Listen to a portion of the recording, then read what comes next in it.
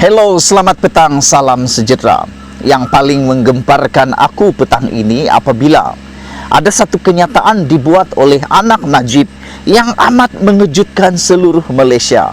Yang amat mengejutkan aku apabila anak Najib mengatakan mungkin Allah nak angkat darjat Ahayanda lebih tinggi. Wow, sudah Najib angkat sumpah laknat di masjid. Kali ini dengan beraninya lagi anaknya pula mengaitkan pula Najib sekali lagi dengan agama. Apabila beliau kata mungkin Allah nak angkat derajat ayahanda lebih tinggi. Yang menjadi tanda tanya dalam benak aku ketika aku membacakan laporan ini ialah Najib sudah didapati bersalah oleh mahkamah. Bukan seorang yang menjatuhkan hukuman, tapi 9 orang hakim yang ada di Malaysia semuanya setuju. Semuanya setuju sebulat suara bahwa Najib memang bersalah dalam kes penyelewengan dana SRC internasional melibatkan 42 juta dana SRC. Selain daripada itu, Rosmah juga telah didapati bersalah oleh Mahkamah Tinggi di dalam kes rasuah melibatkan pembekalan ataupun projek hibrid tenaga solar di sekolah pedalaman di Sarawak. Sudah didapati bersalah dan memang mahkamahnya hakim-hakim yang telah menjadi penanggung jawab, diberi tanggung jawab oleh Allah untuk menentukan hukuman. Tiba-tiba pula anak Najib kata mungkin Allah nak angkat darjat ayahanda lebih tinggi. Apa cerita nih anak Najib nih? Aku bukanlah tak setuju, tapi aku agak terkejut dengan kenyataannya ini. Yang dia kata mungkin Allah nak angkat darjat ayahanda lebih tinggi. Darjat apa yang nak diangkat aku pun tak berapa pasti. Nizar melihat terdapat hikmah daripada hukuman penjara yang dikenakan terhadap ayahandanya Najib Razak. Iya, sebelum aku nak teruskan, satu saja hikmahnya yang aku nampak, Najib dapat berehat di penjara daripada kehidupannya yang sibuk kesana sini sebagai bosku yang dicari-cari kononnya. Dan selain daripada itu ada masa untuk Najib mencari petunjuk baru, mencari hidayah baru, ataupun boleh kata dia mencari ketenangan barulah. Kan ada masa yang lama untuk Najib muhasabah diri. Itu hikmah dia bagi aku. Tapi apa hikmah menurut anaknya?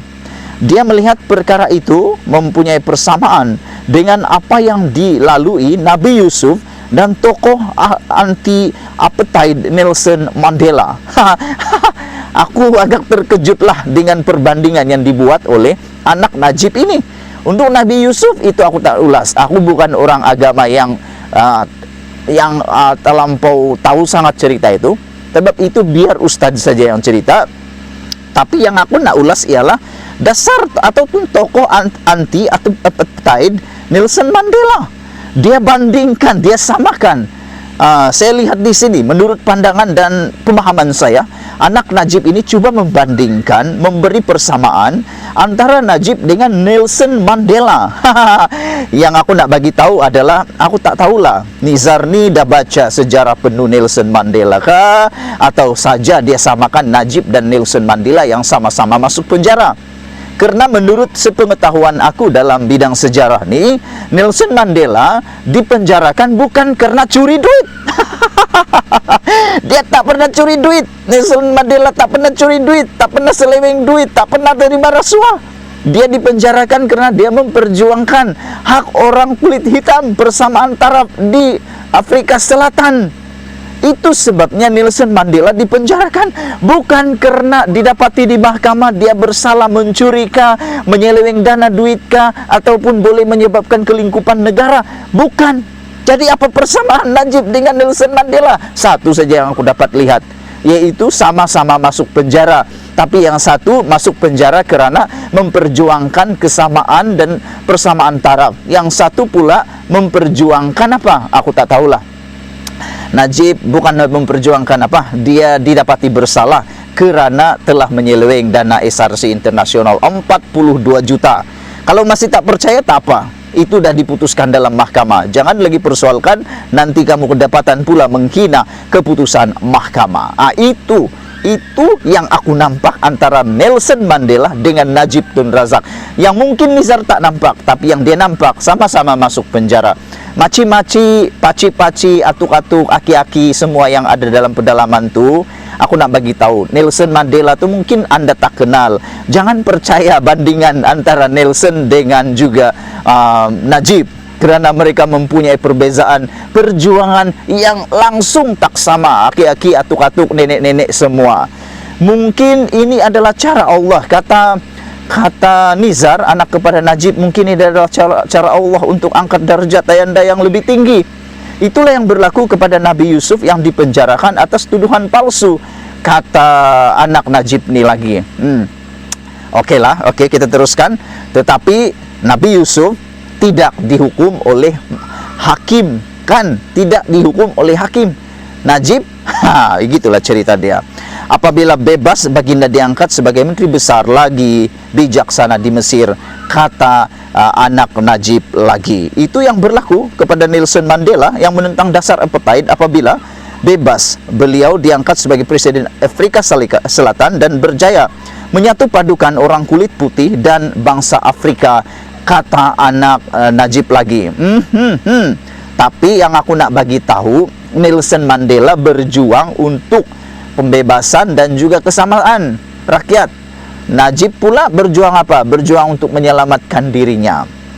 Yang pasti Tuhan tidak akan uji lebih dari kemampuan kita untuk hadapinya, kata Nizar dalam acara Setia Kawan dengan Najib di kawasan parlimennya di Pekan semalam.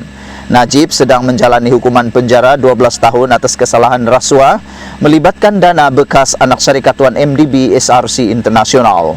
Mahkamah Persekutuan pada 23 Ogos turut mengekalkan denda RM210 juta kepada Najib atas kesalahan salah guna kuasa, pecah amanah jenayah dan pengubahan wang haram. Petisyen untuk pengampunan diraja Najib difailkan pada 2 September dan statusnya sebagai anggota Parlimen Pekan bergantung kepada keputusan yang di Pertuan Agong pada kali ini. Karier politik sudah terkubur. Sementara itu, anak sulung Najib itu mengimbas kembali kekalahan BN pada Mei 2018 yang menyebabkan ayahnya tidak lagi menjadi Perdana Menteri. Ramai yang berpendapat karier politik ayahanda sudah habis terkubur. Dengan izin dalam bahasa Inggris, sudah game over. Tetapi sangkaan itu meleset sama sekali. Katanya, yang sebelum ini dispekulasikan bakal menggantikan ayahnya sebagai calon BN Pekan dalam pilihan raya umum akan datang. Ini ada persamaan antara Marcos dan Imelda di Filipina. Selepas Marcos dan Imelda didapati bersalah di Filipina kerana menyeleweng duit kerajaan, akhirnya yang menjadi presiden selepas itu adalah anak mereka. Nah, menyambung legasi Imelda dan Marcos. Adakah anak Najib akan menyamai anak-anak Marcos dan Imelda nih? Begitulah cerita dia. Tidak ramai yang boleh bangkit semula selepas diaibkan satu dunia. Satu dunia, tuan-tuan, bukan satu Malaysia, satu dunia. Iyalah, betul lah tuh, satu dunia mengaibkan Najib dan satu dunia juga tahu cerita tentang aibnya Malaysia ini. Dengan tekanan yang bertubi-tubi di mahkamah, dengan tekanan daripada LHDN, macam-macam tekanan yang dikatakan katanya. Ya, untuk makluman kamu juga, Nizar nih, anak Najib juga sedang menghadapi masalah LHDN bersama dengan Najib. Kamu belum tahu? Kalau udah tahu, bagus. Najib juga sedang berhadapan dengan masalah kebengkrapan daripada LHDN kerana tunggakan cukai sebanyak 1 bilion lebih. 1 bilion lebih yang belum selesai lagi. Kalau orang lain yang menghadapi situasi yang sama, barangkali boleh menjadi gila dan koma selama berbulan-bulan, katanya lagi. Yalah, Najib baru 2 minggu di hospital di penjara Kajang sudah dilaporkan sakit dan dimasukkan hospital.